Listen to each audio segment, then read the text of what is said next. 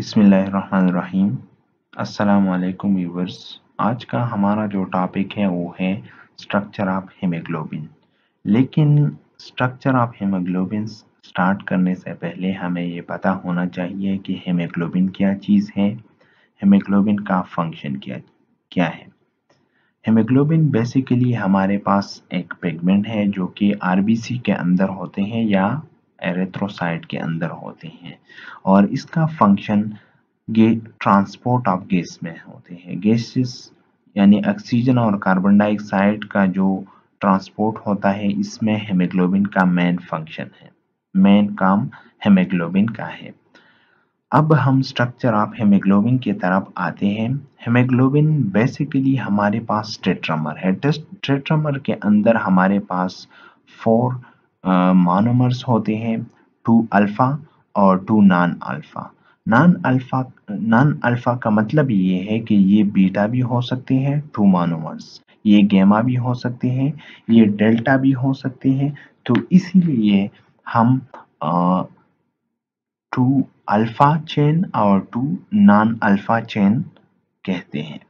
और हीमोग्लोबिन का types different types है। एक को हम कहते हैं हीमोग्लोबिन A1 और हीमोग्लोबिन A, दूसरे को हम हीमोग्लोबिन A2, हीमोग्लोबिन F कहते हैं। ठीक है, 3-4 किस्म का जो हेमोग्लोबिन है वो प्रेजेंट होते हैं। लेकिन हेमोग्लोबिन A1 एडल्ट के अंदर होते हैं 7 महीने, यानी जब बच्चा पैदा होता है तो इसके 7 महीने बाद उसके अंदर सबसे ज़्यादा पाए जाने वाला हेमोग्लोबिन जो होता है वो हेमोग्लोबिन A या हेमोग्लोबिन A1 97% होता है।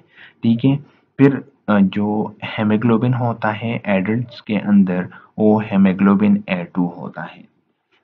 हेमोग्लोबिन A2 हमारे पास 2 to 3% होते हैं एडल्ट के अंदर, और हेमोग्लोबिन F फीटस के अंदर होते हैं। फीटस के अंदर होते हैं जब वो 6 महीनों का हो जाता है तो उससे हेमोग्लोबिन F स्विच हो जाता है haemoglobin A1 and haemoglobin A के अंदर। ठीक है, स्ट्रक्चर ऑफ हेमोग्लोबिन बेसिकली ये हमारे पास बीटा चेन है और ये भी बीटा चेन है। ये इसका जो हेलिकल स्ट्रक्चर है, ये हमारे पास हेलिकल स्ट्रक्चर है, ये इसके अंदर हीम है, ये ग्लोबिन है, ग्लोबिन का जो हेलिकल स्ट्रक्चर है, और ये हमारे पास हीम है। हीम के अंदर ये जो डॉट्स नजर आता है ये हमारे पास आयरन है। ठीक है, और ये इसका जो स्ट्रक्चर है, इसके अंदर आयरन होता है। हेमोग्लोबिन के स्ट्रक्चर के अंदर हमारे पास आयरन होता है, नाइट्रोजन होता है, मिथाइल ग्रुप भी होता है और पायरोल रिंग भी होता है साथ में। ठीक है, और ये इसका बीटा चेन है, बीटा चेन। अब हम हेमोग्लोबिन के बारे में आप लोगों को बताएंगे। हेमोग्लोबिन एज अ टेट्रामर, जैसा कि मैंने आप लोगों को बताया कि इसके अंदर 4 पॉलीपेप्टाइड चेन होते हैं, यानी 4 मोनोमर्स इसके अंदर होते हैं। Haemoglobin is oxygen binding protein. Basically haemoglobin हमारे पास क्या है? हमारे पास हेमोग्लोबिन बेसिकली एक प्रोटीन है जो कि ग्लोबुलर प्रोटीन है, और इसके साथ ऑक्सीजन भी बाइंड हो सकता है, कार्बन डाइऑक्साइड भी और कार्बन मोनोऑक्साइड भी, मुख्तलिफ गैसेस इसके साथ बाइंड हो सकता है। लेकिन डिपेंड्स ऑन सिचुएशन। अगर बॉडी नॉर्मल फंक्शन परफॉर्म कर रहा है, रेड ब्लड सेल को ऑक्सीजन नहीं सॉरी आयरन अच्छी तरह प्रोवाइड हो रही है, तो वो ज्यादा से ज्यादा ऑक्सीजन प्रोवाइड करेगा। अगर बंदा स्मोकर है, स्मोकिंग कर रहा है और चेन स्मोकर है, तो उसकी बॉडी में ज्यादा से ज्यादा कार्बन मोनोऑक्साइड होगा इंस्टेड ऑफ ऑक्सीजन, क्योंकि इसका जो बाइंडिंग कैपेसिटी है वो 200 ज्यादा है ऑक्सीजन से।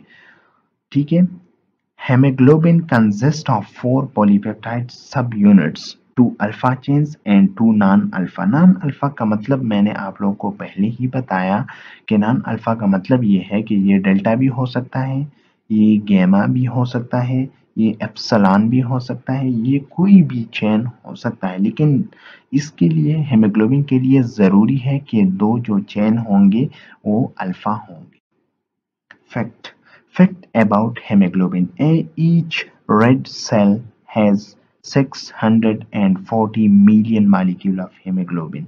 एक जो कि 7 to 8 माइक्रोन का जो रेड ब्लड सेल है या एरिथ्रोसाइट होता है, इसकी अंदर 640 मिलियन मॉलिक्यूल ऑफ हेमोग्लोबिन होते हैं। लेकिन हेमोग्लोबिन ए या हेमोग्लोबिन ए1 के अंदर हमारे पास इसका जो कंपोजिशन है 2 alpha and 2 beta with heme अलग सा होता है, लेकिन जो दो चेन है, दो चेन अल्फा का होगा, दो चेन बीटा का होगा। ये हेमोग्लोबिन ए और ए1 के अंदर मॉलिक्यूलर वेट इज 68,000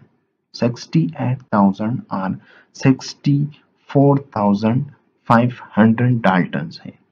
ये वेरी कर जाता है मॉलिक्यूलर वेट, ये इतना इम्पोर्टेंट नहीं है, लेकिन ये डिफरेंट बुक्स में डिफरेंट है, तो इसलिए मैं जो ज़्यादातर फोकस है वो 68,000 पर है। ठीक है, 68,000 डाल्टन। अदर हेमोग्लोबिन एफ जो कि फीटस में होता है, और ये स्विच हो जाता है haemoglobin A1 and haemoglobin A2 के अंदर, एंड हेमोग्लोबिन ए2 जो कि एडल्ट्स के अंदर 2 to 3% होता है। अब हम symbol use in haemoglobin chain. Haemoglobin chain के अंदर जो हमारे पास alpha, beta, gamma, delta and epsilon का जो सिंबल यूज होते हैं, ये कुछ यू है। ठीक है, नॉर्मली फाउंड हेमोग्लोबिन हमारे पास एडल्ट्स के अंदर हेमोग्लोबिन ए सब यूनिट्स, हेमोग्लोबिन ए1 भी हम उसे कहते हैं। हेमोग्लोबिन ए1 का जो कंपोजिशन है वो है 2 alpha chain and 2 beta chain is a major form of haemoglobin in adults and children over 7 month. अगर बच्चा 7 महीनों से ज्यादा है तो इसके अंदर ये बात जरूरी है कि उसके अंदर जो हेमोग्लोबिन ए1 है या हेमोग्लोबिन ए है वो 97% होगा। अगर इसके अंदर 97% नहीं है तो इसको थैलेसीमिया या कोई और चक्कर चल रहा है इसकी बॉडी के अंदर। Haemoglobin A2 2 alpha and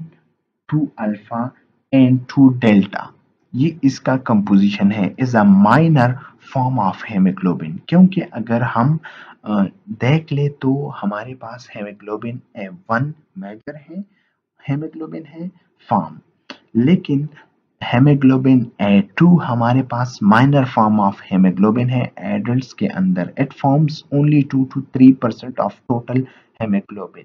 haemoglobin का ये 2 to 3% बनाता है।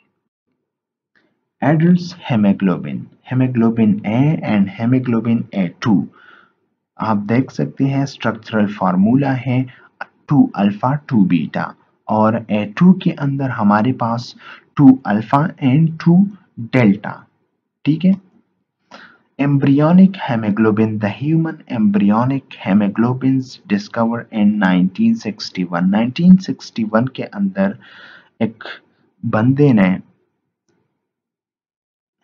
एम्ब्रियोनिक हेमोग्लोबिन को डिस्कवर्ड किया था, जिसको हम haemoglobin Gower 1 consist of 2 zeta chains and 2 epsilon chain.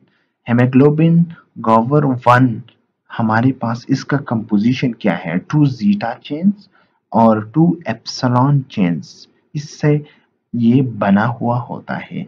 Haemoglobin Gower 2 consist of 2 alpha chains and 2 epsilon chain. Epsilon chain इसके अंदर कंसिस्टेंट रहेगा, इसके अंदर होगा, लेकिन जो जीटा चेन है और ये जो अल्फा चेन है, गावर 2 के अंदर हमारे पास अल्फा चेन होंगे, 2 अल्फा चेन, लेकिन गावर 1 के अंदर हमारे पास जीटा चेन होंगे।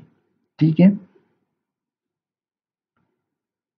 एम्ब्रियोनिक हेमोग्लोबिन, हेमोग्लोबिन गावर 1, जो कि मैंने आप लोगों को बताया कि इसके अंदर 2 zeta chain and 2 epsilon chains. Gower 2 consist of 2 alpha chains and 2 epsilon chain इसके अंदर होते हैं। लेकिन एक और जो एम्ब्रियोनिक हेमोग्लोबिन है इसके अंदर, उसको हम कहते हैं haemoglobin Portland. Haemoglobin haemoglobin Portland, इसका जो कंपोजिशन है वो 2 एप्सिलॉन चेन और 2 हमारे पास जो गैमा चेन्स है इससे बना हुआ होता है। कंपैरिजन, एडल्ट्स के अंदर हमारे पास हेमोग्लोबिन A1 या A एंड हेमोग्लोबिन A2 या A2 होता है। लेकिन स्ट्रक्चरल फार्मूला कुछ यूं है कि हेमोग्लोबिन A1 एंड RA जो होता है वो 2 alpha chain and 2 beta chain. इसका जो परसेंटेज है एडल्ट्स के अंदर ये 97% रहेगा। हेमोग्लोबिन A2 ये हमारे पास 2 अल्फा एंड 2 डेल्टा से बना हुआ होता है। इसका जो परसेंटेज है वो 1.5 से लेकर 3.2% तक होता है।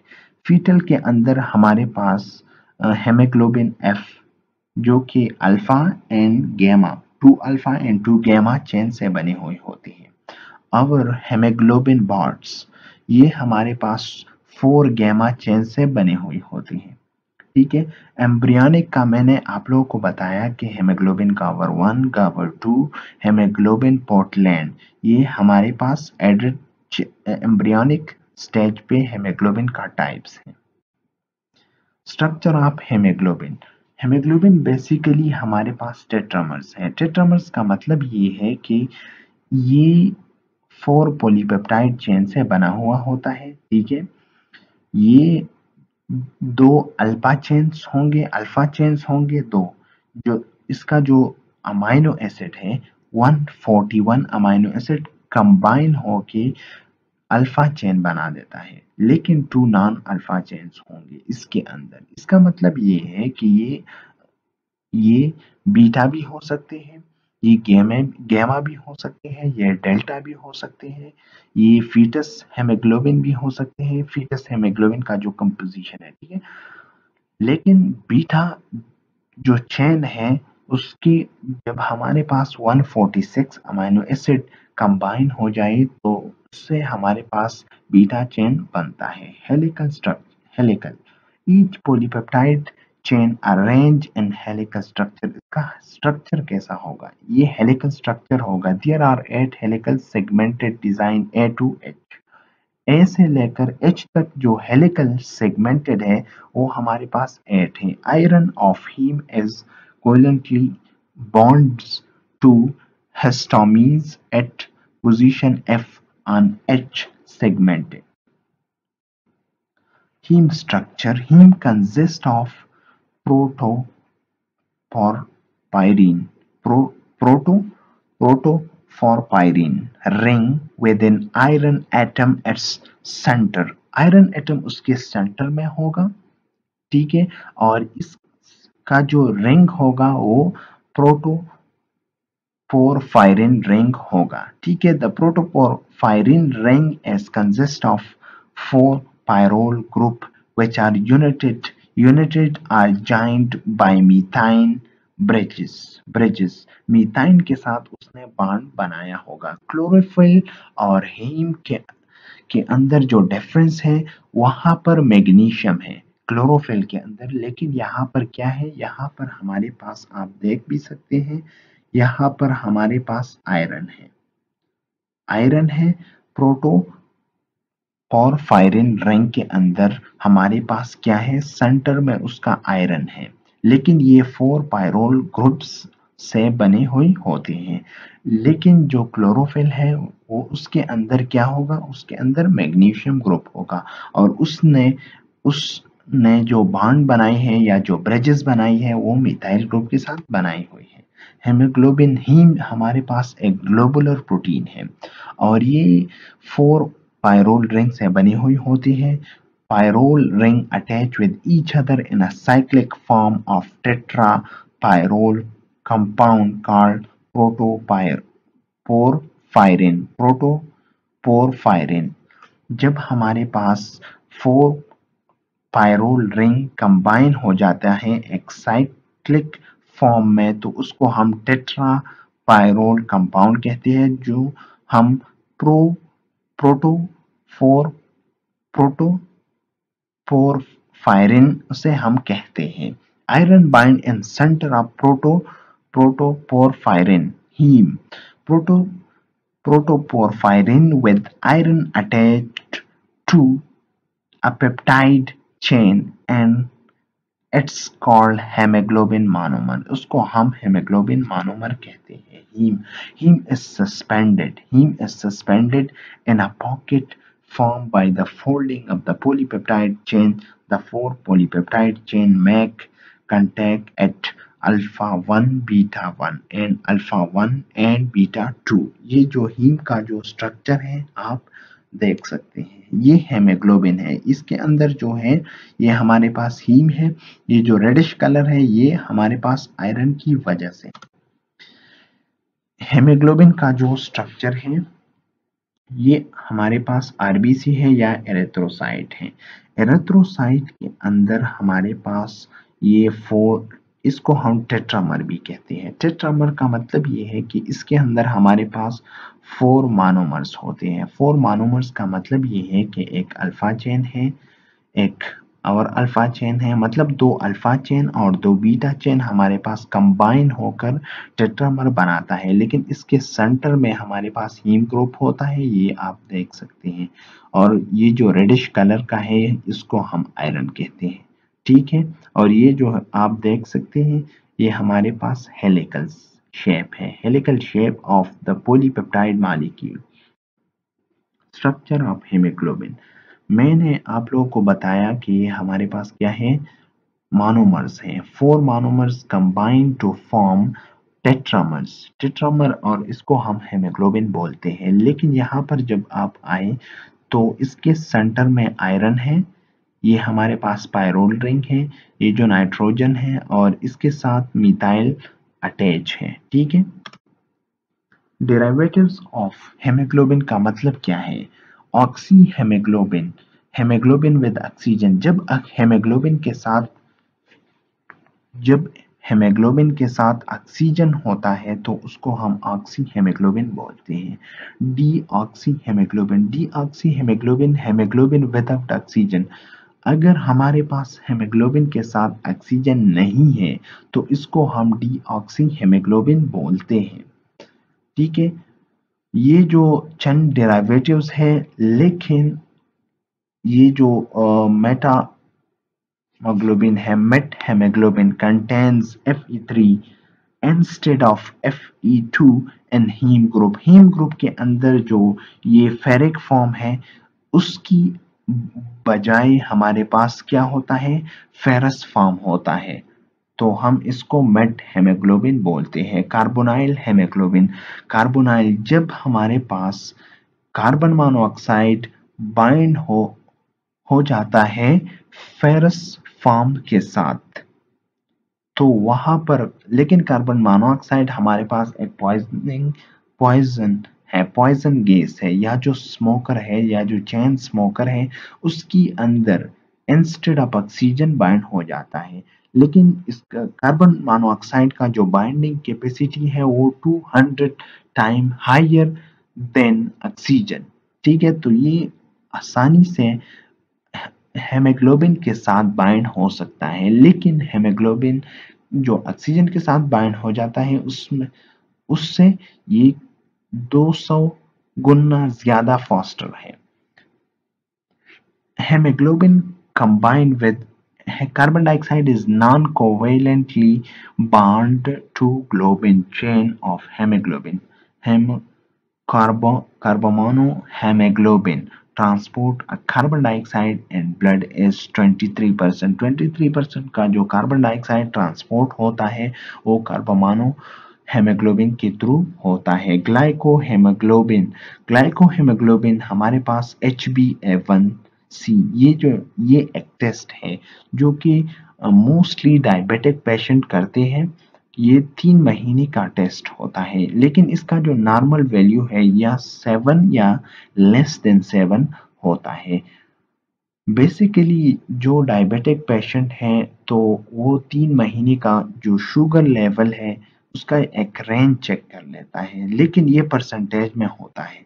यहाँ 7% आएगा या 7 से लो तो ये नॉर्मल है, लेकिन जब 7.1 या 7.2 या जो अप टू 14 या 16 17 जितनी भी परसेंट आए, लेकिन 7 से अबव आए तो उसका जो मतलब ये है कि उसका जो प्रीवियस 3 महीनों का शुगर लेवल है वो बहुत हाई था। ठीक है, अब हम इसका जो सीक्वेंसिंग है, सीबी हमारे पास जो रेड ब्लड सेल है, रेड ब्लड सेल का ये जो नॉर्मल सीक्वेंसिंग है 1 to 7, लेकिन अगर इसकी सीक्वेंस में म्यूटेशन आ जाए किसी भी पोजीशन पर तो इसके शेप में भी उसके फंक्शन में भी खराबी आ जाएगी, फनी खराबी आ जाएगी। क्योंकि आप देख सकते हैं स्क्रीन पर ये जो लेफ्ट साइड पे है ये नॉर्मल एरिथ्रोसाइट है या रेड ब्लड सेल है, लेकिन ग्लूटामिक एसिड के जरिए के बजाय यहाँ पर वेलिन का जो म्यूटेशन हुआ है, तो यहाँ पर आप देख सकते हैं राइट साइड पे इसने सिकल सेल बनाए हैं। सिकल सेल बेसिकली एक डिजीज है। क्या है? डिजीज है। तो किसी भी पोजीशन पर अगर म्यूटेशन आ जाए तो उसको हम क्या कहेंगे? एबनॉर्मेलिटी कहेंगे, हेमोग्लोबिनोपैथी हम